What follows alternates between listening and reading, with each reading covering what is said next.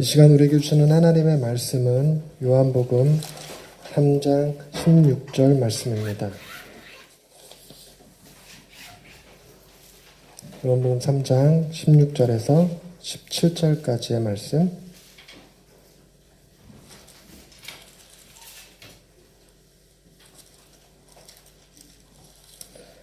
한 목소리로 읽겠습니다. 시작. 하나님이 세상을 이처럼 사랑하사 독생자를 주셨으니 이는 그를 믿는 자마다 멸망하지 않고 영생을 얻게 하려 하심이라. 하나님이 그 아들을 세상에 보내신 것은 세상을 심판하려 하심이 아니요 그로 말미암아 세상이 구원을 받게 하려 하심이라. 아멘. 이 말씀 통하여 오래 견해 뵙시기 원합니다. 아멘.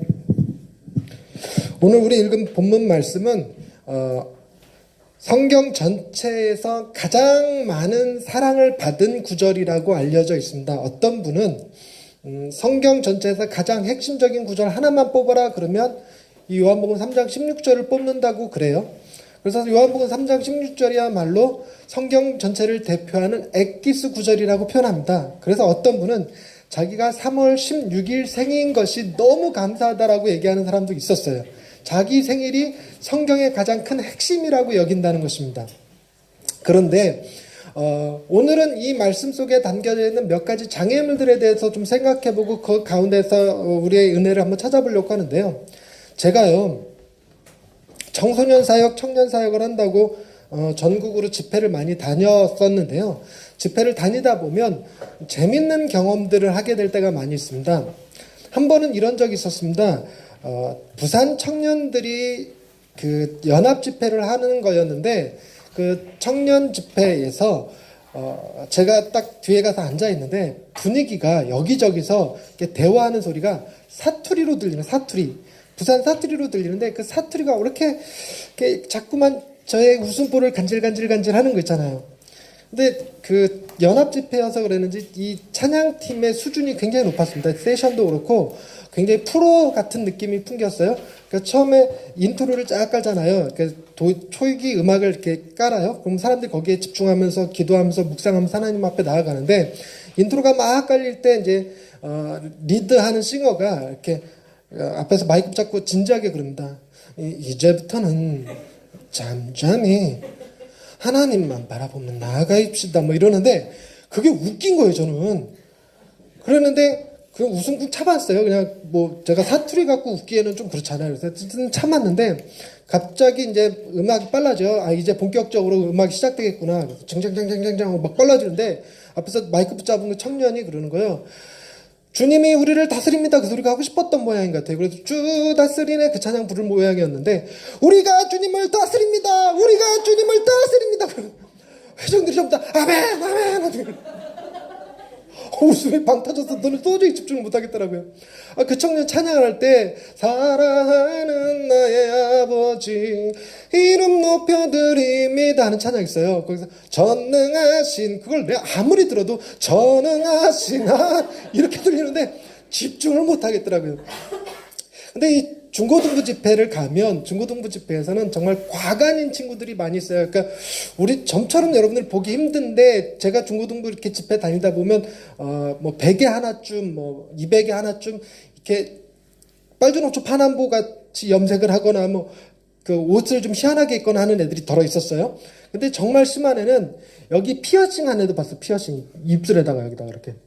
근데 정말 신기한 거죠. 그런 애가 왜 이 집회에 와서 그 청소년 수련회에 와서 앉아있는지 좀 특이하기는 한데 정말 더 특이한 거는 희한하게 걔네들이 은혜를 더 쉽게 잘 받아요. 울기도 더 잘 울고요. 기도도 더 뜨겁게 하고요.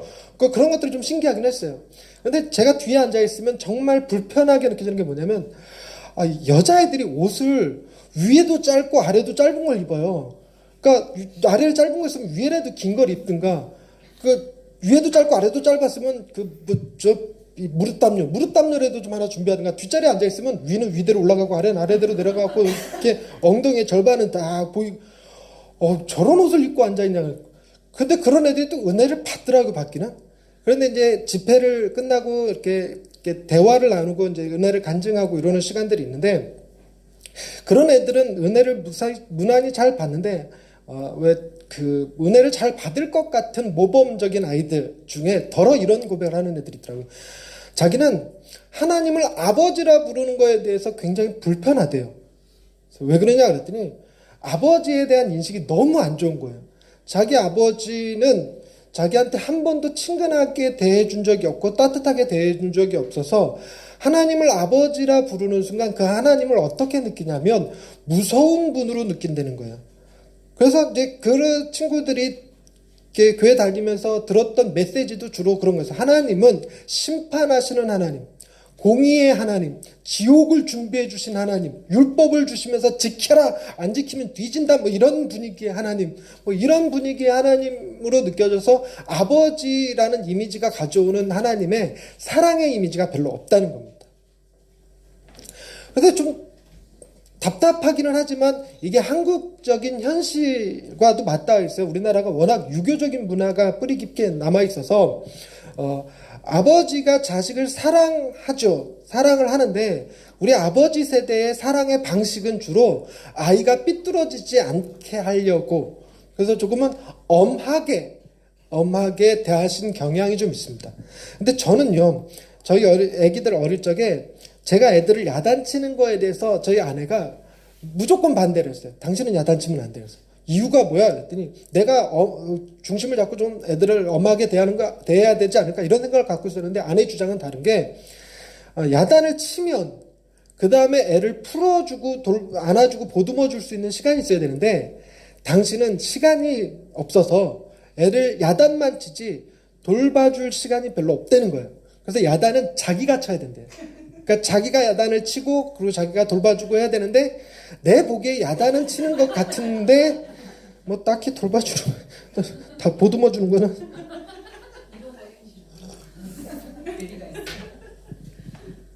그러니까 아버지에 대해서 부정적인 이미지를 갖고 있는 친구들에게 이 복음이라고 하는 것이 가장 불편하게 느껴지는 것 중에 하나가 오늘 3장 16절 요한복음 3장 16절이 성경 전체의 핵심 구절이라고 할 만한데 여기에 누가 나오냐면 독생자가 나와요. 독생자. 하나님께서 세상을 사랑하셔서 독생자를 주셨다고 말하는데 이 독생자의 말을 청소년들이 잘 모르기도 하거든요. 독생자가 뭐예요? 외아들 하나밖에 없는 아들을 독생자라고 불러요. 외아들이라고 하니까 그러면 하나님은 누가 되는 거예요? 아버지가 되시잖아요. 근데 아버지가 지금 뭔 짓을 한 거냐면 하나님이 세상을 사랑해서 아버지가 세상을 사랑해서 당신의 아들을 세상에 보냈다는 거예요. 그러니까 우리 아버지가 우리 아버지가 해병대를 사랑해서 나더러 해병대 가라고 군대 갈 나이도 안 됐는데 해병대 체험하는 그런 캠프 같은 데다 밀어 넣는 거 뭐 이런 느낌으로 와서 받았는 거예요.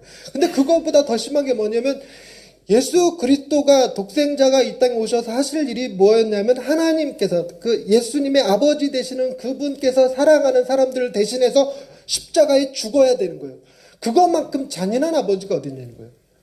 그러니까 이 본문에서 얘기하려는 거는 하나님이 우리를 얼마나 사랑하시는지 너무너무 사랑해서 아들을 우리에게 대신 주셨다라고 하는 메시지인데도 불구하고 사랑의 메시지를 보는 것이 아니라 공포의 메시지를 받는 거예요. 저런 분을 아버지라고 모실 수가 없다는 거죠. 일례로 어떤 친구가 좀 말썽을 좀 많이 피웠나 봐요. 왜 중고등학생 시절에 말썽을 피우면 그 말썽 피우는 아이들을 위해서 요즘 많이 준비된 학교들이 있죠. 대안학교 같은 게 있었는데 그 대안학교에 한 아이를 보냈는데 정말 아이가 굉장히 순해졌어요. 그래갖고 그 부모님이 몇 달 뒤에 그 학교를 이렇게 찾아갔어요. 선물 사들고 이렇게 음료수랑 이거 사들고 갔어요. 가서 우리 아이를 잘 케어해 주셔서 감사합니다. 아이가 몰라보게 굉장히 착해졌습니다. 그랬더니 선생님이 의아해하는 거예요. 애가 착해졌다고요? 예, 굉장히 착해. 아니 저희는 그 아이를 처음 볼 때부터 애가 착했었는데요. 한 번도 말썽 일으키지 않았고 올 때부터 굉장히 착했어요. 그런 애가 아닌데 굉장히 말썽 피워갖고 다른 학교에서 못 견뎌서 일로 온 건데요. 그리고 애를 불러서 한번 확인해 보십시다 하고 애를 불렀어요. 그래서 넌 왜 이렇게 우리 학교에서는 말을 잘 듣고 착한 아이가 됐냐? 그랬더니 아빠 들어오면서 저 바깥에 있는 거 못 봤어요? 뭐? 사람을 십자가에 매달아 놨잖아요. 여기서 잘못하면 큰일 나요.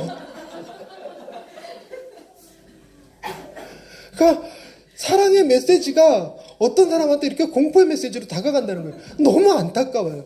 이게 복음을 설명하는 대표적인 이미지가 아버지와 아들이라는 개념이고, 더더군다나 하나님께서 독생자를 주셔서 우리로 하여금 그 독생자의 지위를 갖게, 아들의 지위를 갖게 만들어 주셔서 우리를 아들로 삼아 주셔서 우리도 역시 하나님을 뭐라 부를 수 있게 되었냐면 아버지라 부를 수 있게 되는데, 아버지라 부르는 것 때문에 도리어 하나님을 못 믿겠다 이래버리니까 답답한 노릇이 돼버린 거죠. 그런데 여러분, 독생자라는 말의 의미를 가만히 잘 생각해 보셔야 될 게 있는데요. 여러분, 퀴즈를 한번 해볼까요? 사람의 생명의 가치는 뭐보다 귀할까요? 말이 어려웠나요? 사람의 생명의 가치는 무엇보다도 귀할까요? 세 글자.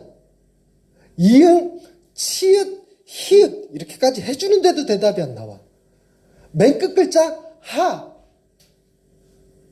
맨 앞 글자 온. 내가 아주 떠먹여준다. 내가 그냥 떠먹여줘. 사람의 생명이 천하와 바꿀 수 없기 때문에 사람의 생명은 온 천하보다 귀한 겁니다. 그런데 여러분 가만히 생각해보면 사람의 생명보다, 자기의 생명보다 위에 있는 게 있습니다. 항상 위에 있는 게 뭐냐면 자식의 생명입니다. 그래서 여러분, 온 천하를 다 주더라도 내 생명 안 내놓지만 내 아들을 살리기 위해서라면 내 생명 내놓을 수 있는 겁니다. 그래서 사람이 가진 것 중에 가장 귀한 것을 사람이 가진 언어들 중에서 하나 딱 집으라 그러면 그게 독생자라는 말이에요. 그거보다 귀한 게 없어요. 그러니까 정말로 하나님이 예수 그리스도의 아버지 되시고, 예수님은 하나님의 하나뿐인 아들 되신다라고 해서 독생자라고 부른다기보다, 그것도 물론 맞아요. 근데 이게 가져오는 오해가 있어요. 오해가 있으니까 무슨 오해가 있냐면, 여러분, 하나님이 먼저 계셨을까요? 예수님이 먼저 계셨을까요? 같이 계셨는데도 불구하고 아버지, 독생자 이래 놓으니까 우리 개념에는 시간상으로 누가 먼저 있어야 돼? 나하고 내 아들이 동시에 있을 수 있어?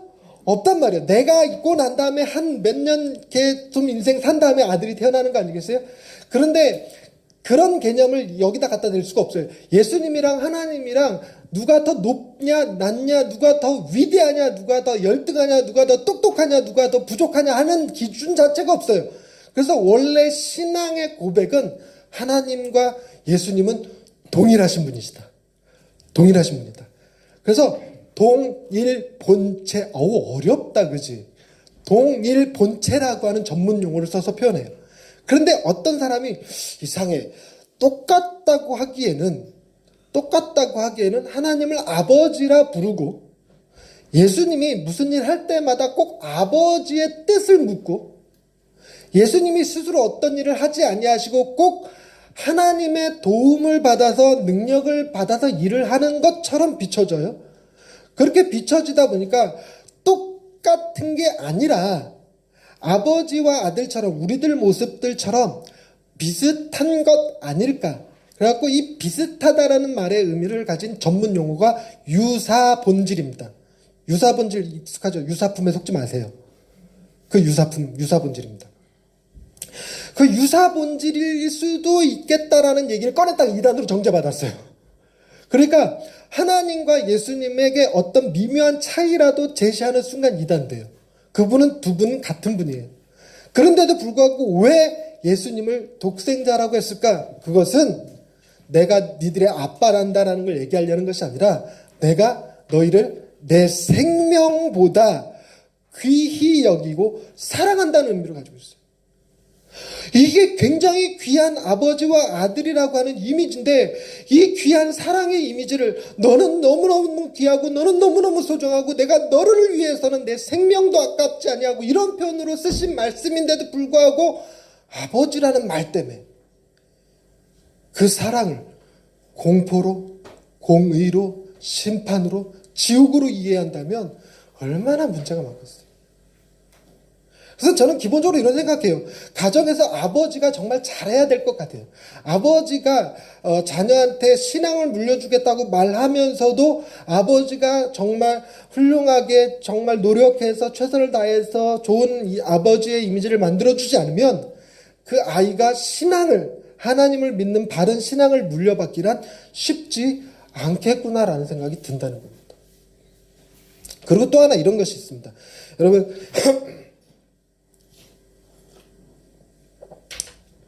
하나님이 당신을 믿는 자들을, 예수 그리스도를 믿는 자들을 하나님께서 우리를 아들로 삼아주셨다라는 표현이 나오거든요. 성경에. 아들로 삼아주셨다. 그런데 여러분, 아들은 남자입니까? 여자입니까? 남자. 헷갈리냐? 남자야. 그럼 너는 하나님의 아들이 될 수 있어, 없어? 세인은 없어. 이런 문제가 생긴다는 거야. 이런 문제가. 왜 아들만 인정하냐고, 왜 딸은 인정하지 않냐고. 그래서 우리가 찬양할 때 사랑합니다 나의 예수님, 그 찬양 후렴부에 그러죠. 사랑한다 아들아. 그러면 자매들이 삐질까봐 그 두 번 반복할 때는 사랑한다 내 딸아 이거 집으는 거 아니에요. 그런데 여러분 잘 생각하셔야 될 게, 우리나라는 지금은 좀 달라졌어요. 지금은 문화가 아버지가 유언을 어떻게 했든, 이게 좋은 건지 나쁜 건지 모르겠는데, 유언을 어떻게 했든 자녀들은 법에다가 걸기만 하면, 재판만 신청하기만 하면 n분의 1로 아들, 딸이 재산을 분배받을 수 있어요. 보통 우리 부모님들은 그러잖아요. 큰아들에게 많이 물려주고 작은 아들 혹은 딸들에게, 예전 같으면 딸들은 출가 외인이라고 해서 아예 주지도 않았고, 지금은 딸들에게도 주는데 큰아들보다는 적게 줘요. 아들들은 좀 많이 주고 딸들은 좀 적게 주고, 이런 문화가 조금 있는데, 그것도 법이 바뀌어갖고 이제 딸이 이게 말이 돼요? 뭐 딸은 자식 아니에요? 딸은 사람 아니랍니까? 딸은 돈 싫어한대요? 뭐 이러면 법에다 걸면 돼요. 무조건 n분의 1로 받을 수 있어요. 이게 복음으로 느껴지시는 분들 계시죠 지금? 그래서 아들이라는 말의 의미 속에 무엇이 담겨져 있냐면, 네가 남자다 여자다의 의미가 아니라 상속자다라는 의미를 담고 있어요. 상속자. 그래서 하나님을 믿는 자들, 예수 그리스도를 믿는 자들에게는 하나님이 당신의 나라 천국을 유업 상속으로 물려줄 자, 물려받을 자가 됐다는 걸 의미해요. 물려받을 자. 그런데도 불구하고 이 오늘날 한국 사회가 아들을 편애하는 것 때문에 아들이라고 부르는 것이 딸들에게, 자매들에게 불편한 감정이 되면 더더욱 골치 아프겠죠. 그런데 여러분, 이게 반드시 딸들에게만 존재하느냐? 그렇지도 않아요. 여러분, 예수 나의 신랑 아멘 이런 노래 들어보셨죠? 그러면 나는 누구예요? 나는 그의 신부 아멘 이게 되잖아요. 근데 신부는 남자요 여자요? 세이야. 신랑은 남자일까 여자일까? 남자. 신부는 남자일까 여자일까? 그렇지, 여자. 근데 나는 남자요 여자요? 목사님은 남자니까 나는 신랑이요 신부요? 신랑. 근데 예수님이 나의 신랑 된다는 얘기는 내가 뭐 해야 된다는 얘기야? 치마 두르고 면사포 쓰고 뭐 이래야 된다는 얘기야 지금? 뭐 이런 느낌이 든단 말이에요. 그래서 여자들만 편애받는 게 아니라 남자들도 싫어. 뭐 내가 왜 신부 돼야 되는데, 뭐 이런 느낌을 가질 수도 있어요. 이런 멍청한, 이런 미련한 일. 그러니까 여러분, 예수님께서 당신을 신랑으로, 우리를 신부로 표현할 때 우리가 여자라서가 아니라, 여러분, 내가 우리 가족 아닌 사람들 중에서, 내가 내 가족 아닌 사람들 중에서 정말 내 목숨을 줘도 아깝지 않을 것 같다라고 여겨지는 딱 한 사람이 있어요. 유통기한은 물론 짧지만 신부, 새 신부, 이제 결혼할 여자. 이 여자만 보면 막 너무 좋아갖고 막 아들의 난리 막 쏟아나고 막 이 여자랑 밤에 헤어져서 각자의 집으로 들어가는 게 너무 싫어갖고 어떻게든 같이 살고 자녀도 낳고 싶고 이렇단 말이에요. 그때 신혼부부 때, 그때의 이미지로 주님이 우리를 사랑하신다는 거예요. 그렇게 사랑하신다는 거예요. 얼마나 사랑하는지 목숨을 주고라도 얻고 싶은 존재, 나의 어여쁜 자여, 내 사랑하는 자여, 이 개념으로 우리에게 말씀하신 것인데, 나는 딸인데 왜 아들이라고 불러요? 나는 남자인데 왜 신부라고 불러요? 이런 어폐가 생겨버린 거예요.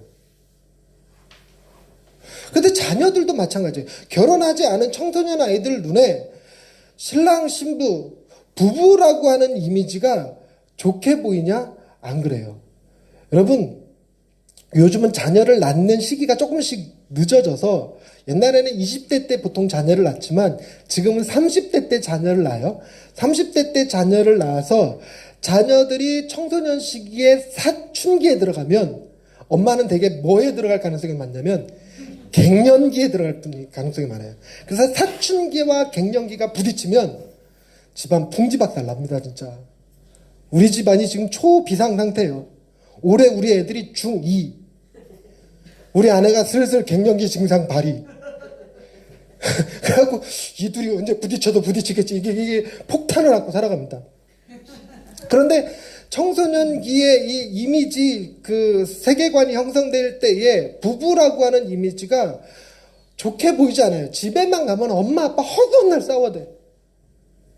더더군다나 초등학교 때만 하더라도 애가 뭘 해도 오케이. 뭘 해도 오케이.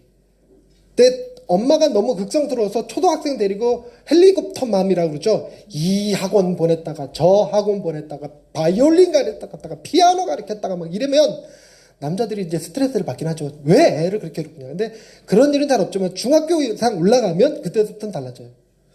그때부터 엄마 아빠가 둘이 똑같은 생각을 가지고 애들한테 교육시키는 일 별로 없어요. 희한하게 엄마 아빠가 서로 다른 기대를 자녀들한테 가져요.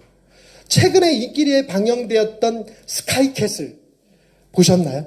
스카이캐슬에서 보면 그 교육열이 어마어마해요. 근데 그 스카이캐슬에 나오는 집집들마다 부부가 나란히 똑같이 교육열이 높은 집은 한 집도 안 나와요. 엄마가 극성스럽게 하면 옆에서 아빠가 애 좀 그렇게 잡지 말라고 그러고, 뭐. 아빠가 극성스럽게 하니까 엄마가 애한테 자유를 좀 주라고 그러고, 뭐 이렇게 싸우지. 둘 다 뜻이 똑같진 않아요. 그러니까 애들은 뭐라고 느끼냐면 자기 때문에 부모가 맨날 싸우는 것 같아. 그래서 그런 아이들은 결혼하고 싶을까 안 하고 싶을까? 안 하고 싶죠. 그래서 점점 결혼율이 떨어져서요. 지금 우리나라가 놀라운 게 1인 가구 시대로 접어들었어요. 세 가정 중 한 가정은 1인 가구예요. 세 가정 중 한 가정이 1인 가정이라서 패밀리 레스토랑이 점점 문 닫고 있어요. 패밀리가 형성이 안 되니까 그 레스토랑이 유지가 안 된다는 거예요. 그래서 1인, 그리고 늘어나는 게 뭐냐면 1인 식품, 혼밥집, 혼술집. 우리나라에 뭐가 생겨서 뉴스에 났냐면요. 혼고깃집이 생겼어요. 혼자서 고기 구워 먹는 것은, 혼자 가서 고기 구워 먹는 거는 혼자 사는 거에 그 난이도가 제일 높은 거래요. 내공이 높아야지만 식당에 가서 우리가 혼자 고기 구워 먹을 수가 있는 것이 좀처럼 못 하거든요. 여러분들도 아마 혼자 가서 고기 구워 먹는 일을 못 할 거예요. 그런데 그런 사람들을 위해서 테이블이 1인 테이블이에요. 1인 테이블로 불판 놔두고 혼자서 고기 구워 먹게끔 해놨어요. 그게 뉴스에 났어요. 어쩔 수 없이 1인 시대가 됐다는, 1인 시대가 됐다는 얘기는 결국은 결혼율이 점점 떨어지고 있다는 얘기입니다. 왜 결혼율이 점점 떨어질까? 아니, 어릴 때부터 본 부모님이 결코 그렇게 행복해 보이지가 않았어요. 그러니 예수님은 나의 신랑, 나는 그의 신부, 그러면 예수님하고 나하고 몇 년 안에 싸운다? 그러니까 이 이미지가 결코 좋은 이미지로 안 남는 거예요. 안 남는 거. 그리고 정말 복음 이미지의 핵심판이라고 불리는 게 뭐냐면 하나님이 우리를 당신의 자녀로 삼아주셨다는 거거든요. 자녀로 삼아주셨다. 여러분, 강아지를 입양해 보신 적 있으십니까? 강아지를 입양해 보신 적. 강아지를 입양해서 호적에 올려준 적 있으세요? 강아지를 입양해서 본인의 성을 물려준 적 있을까요? 없어요. 근데 하나님은 신이시고 우리는 인간이라서 그 레벨 자체가 다른데, 하나님은 우리를 입양시키셔서 당신의 호적에 올려주시고 당신의 재산의 일부를 물려주시고, 그건 봤어요. 외국에서 강아지에게 유산을 물려준 케이스가 있더라고요. 강아지가 갑부야. 강아지가 갑부야. 근데 그 강아지가 아니고 제법 큰 개였는데, 셰퍼드였나? 제법 큰 개였어요. 그게 부럽더라고요. 내가 개를 부러워하긴 처음이었어요. 어찌됐건 하나님이 우리를 당신의 자녀로 인정하셔서 당신의 소유인 하늘나라를 우리의 재산으로 상속시켜 줄 만큼 양자로 입양해 주셨어요. 그래서 우리가 양자가 되었는데, 문제는 양자라고 하는 이미지가 우리나라에서 어떻게 잡혀 있을까? 여러분, 우리나라 우리 할아버지 세대만 하더라도요, 입양이라는 게 흔했어요. 그러니까 종갓집에 아들이 없으면 그 다른 집 아들을 그 종갓집 아들로 입양을 시켜서 종갓집을 이어가게끔 하는 경우도 많았고요. 가난한 집에서 자식이 많으면 부잣집에 자식 없는 부잣집에다가 그래 밥이라도 굶지 말고 살아라, 그리고 입양 보내는 일이 많이 있었습니다. 우리가 6.25 전쟁을 치르면서 입양을 어디로 많이 보냈냐면 외국으로 많이 보냈어요. 그래서 한때 우리나라가 애기 수출국이라고 하는 오명을 쓰기도 했었습니다. 그런데 여러분, 뉴스에 나오는 것들마다 다 그렇게 입양돼서 잘 먹고 잘 살더라 하는 얘기 거의 못 들어보셨죠. 덜어 있기는 해요. 입양됐는데 훌륭한 사람 됐더라 하는 것들이 덜어 있기는 한데, 거의 들려오는 소문에 의하면 파양되기도 하고 학대받았다라고 고백하는 사람들도 많고, 그래갖고 자기가 크고 나면 자기를 입양한 부모님을 버리고 도망쳐 나오는 아이들도 많고, 이게 입양이라는 개념이 굉장히 부정적인 개념으로 자리를 잡아버렸어요.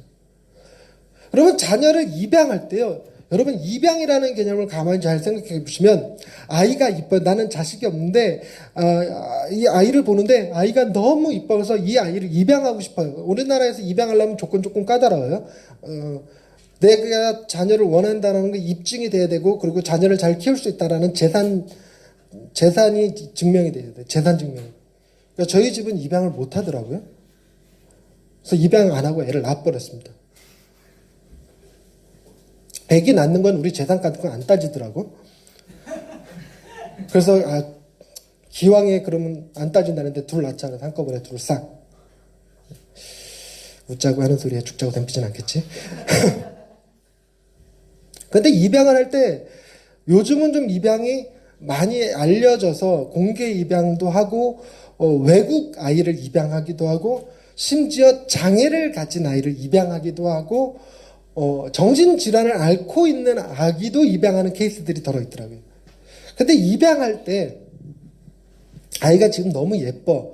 얘가 막 딴 데서는 울다가도 내가만 안아주면 안 울어. 그럼 막 정이 막 솟는 거예요. 그때 엄마가 말 잘 들을 때만 내 아들 삼아야지 라고 할까요?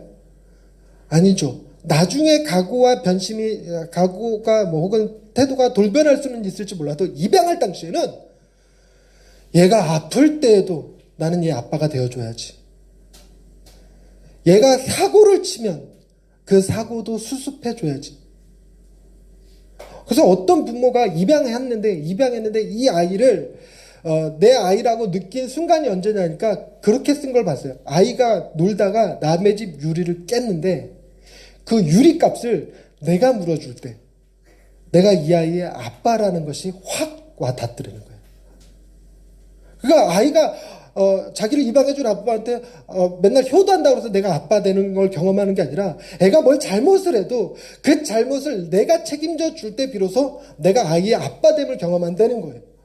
그러니까 주님이 우리를 자녀로 삼아 주실 때에는, 그래 네가 율법을 잘 지키고 착하게 사니까 내가 너를 내 아들 삼아 주겠다라는 게 아니었단 말이에요. 내가 너를 내 아들로 삼은 이상 네가 잘못하면 내가 책임을 지고, 네가 잘못된 길로 가면 내가 바르게 잡아주고, 너가 잘못되더라도 결코 버리지 아니하고 내 평생 지금의 감정 그대로, 이 사랑 그대로 내가 너를 사랑해서 입양하기 위해서 지불한 내 대가, 독생자 예수 그리스도를 십자가에 내주고 너를 내 아들로 입양했을 때 그 가치, 그 느낌, 그 사랑 그대로 끝까지 변치 않고 내가 너를 사랑해 주리라 하는 게 양자라는 개념이었다는 겁니다. 근데 청소년 시기에 이 세 가지 복음 이미지가 다 훼손되고 말았어요.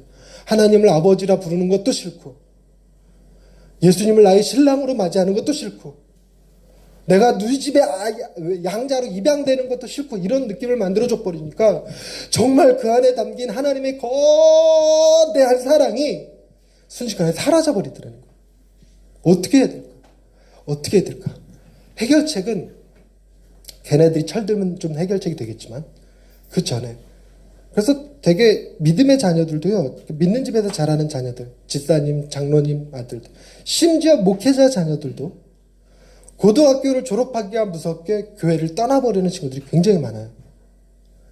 우리나라 교회 전체적으로 100명이 고등부를 졸업하고 청년부나 대학부에 들어오는 아이들의 숫자가 10%가 안 됩니다. 10명이 안 돼요. 100명이 졸업하면 10명이 올라오질 않습니다. 고등학교 때까지는 부모의 눈치를 보니까 어쩔 수 없이 교회를 가지만 자기에게 자유가 주어지는 순간 제일 먼저 끊어버리는 게 교회라는 거죠. 그러니까 우리가 그 아이들을 지켜내는 힘은 이미 중고등학교 시절에 나의 아버지 되시는 그 하나님에 대한 사랑을 이해하고 나의 신랑 되신 예수님의 사랑을 이해하고 나를 양자로 삼아주시는 그분의 위대한 사랑을 경험하게 해줘야 되는데 그걸 경험하게 해줄 수 있는 곳은 바로 가정이라는 것입니다. 우리의 자녀의 신앙에 우리 부부의 모습이 걸림돌이 되지 않아야 돼요. 사랑합니다.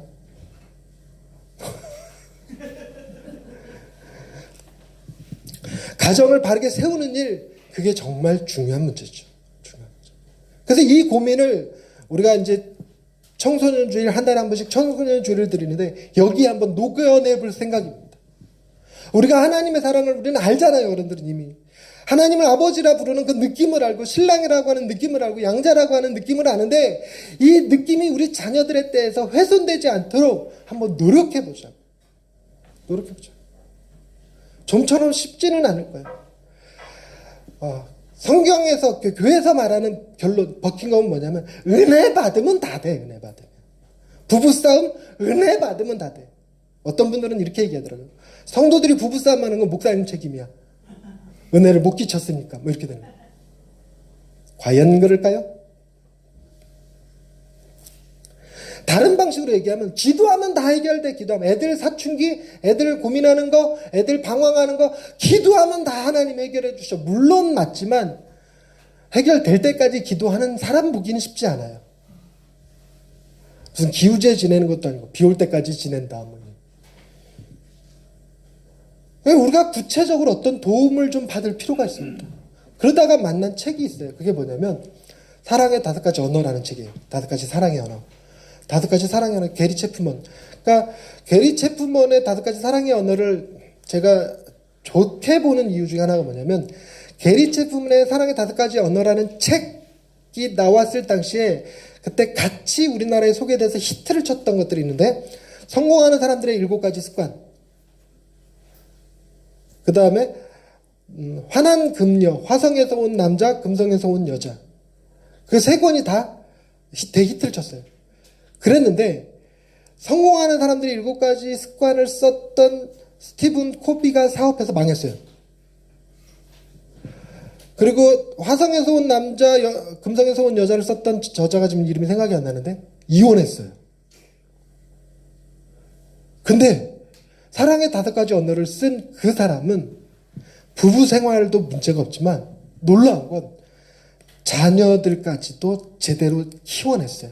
심지어 애들이 자라는 그 수준에 맞춰서 자녀의 사랑의 5가지 언어라는 책을 쓰고 자기 자녀가 청소년기를 지나니까 청소년에 대한 5가지 사랑의 언어라는 책을 썼어요. 그래서 제가 이 팀, 오늘 우리 오늘 이 예배를 섬겨주시고 있는 이 팀과 함께 이 사랑의 5가지 언어를 연구를 시작했습니다. 그래서 2권 다 읽었어요. 자녀의 사랑의 언어, 청소년의 사랑의 언어를 다 읽었습니다. 아주 정독을 하고 우리 애들한테 몇 개도 적용도 해보고 그랬습니다. 5가지 언어란 이런 겁니다. 첫째, 인정하는 말. 너는 내 귀한 아들이란다, 내 귀한 딸이란다. 여러분 자녀들한테 한번 이렇게 물어보세요. 우리 집에서 제일 소중한 게 뭐야? 돈! 이러면 실패한 거예요. 우리 애들한테 제가 그거 얘기 듣고 가서 물어봤어요. 야, 우리 집에서 제일 소중한 게 뭘까? 그때 쟤네 둘이 서로 나! 그래야지. 아이들을 인정해줘요. 너는 내 생명이야. 너는 내 보배야. 너는 귀한 존재야. 너의 하는 일들이 너무 기뻐. 칭찬해주고 칭찬도 과하면 또 안 돼. 이 청소년의 사랑의 5가지 언어가 자녀의 사랑의 언어하고 조금 다른 게 뭐냐면 이게 때와 시기를 잘못 맞추면 넌 정말 예뻐 그랬는데 얘가 감정이 예쁘게 먹어 예뻐 이러고 튄다는 거예요. 칭찬하는 말을 해줬는데 그 시기 잘못 만들고 스킨십이 중요하고 스킨십 두 번째 언어 스킨십 애정에 담긴 스킨십을 해줘야 되는데 스킨십을 잘못해주면 왜 건드려 이렇게 된다는 거예요. 그러니까 청소년기에는 정말 조심스럽게 사랑의 언어를 잘 이해해주고 적용해줘야 되는 거예요. 선물을 줄 때도 같이 시간을 보내줄 때도 애를 위해서 헌신을 할 때도 봉사를 밥 차려주고 이런 거 할 때도 정말 방법을 잘 찾아서 하지 않으면 그게 사랑으로 전달되지 않는다는 거예요. 아이들 마음에 사랑의 탱크가 있는데 그 사랑의 탱크를 무엇으로 채울지는 그 아이가 원하는 메시지가 있거든요.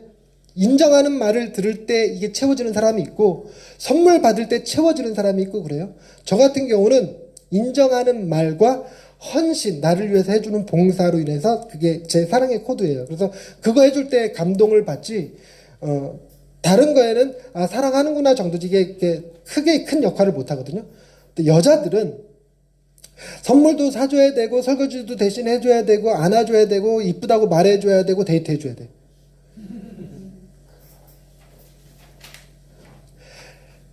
애들에게도 어떻게 해야 아이들이 가진 사랑의 언어를 발견하고 그 사랑의 언어로 아이들을 사랑해 줄 수 있을까? 근데 더 중요한 문제는 우리 부모님들이 잘 못하는 게 아이들의 사랑의 코드를 가지고 체벌을 해요.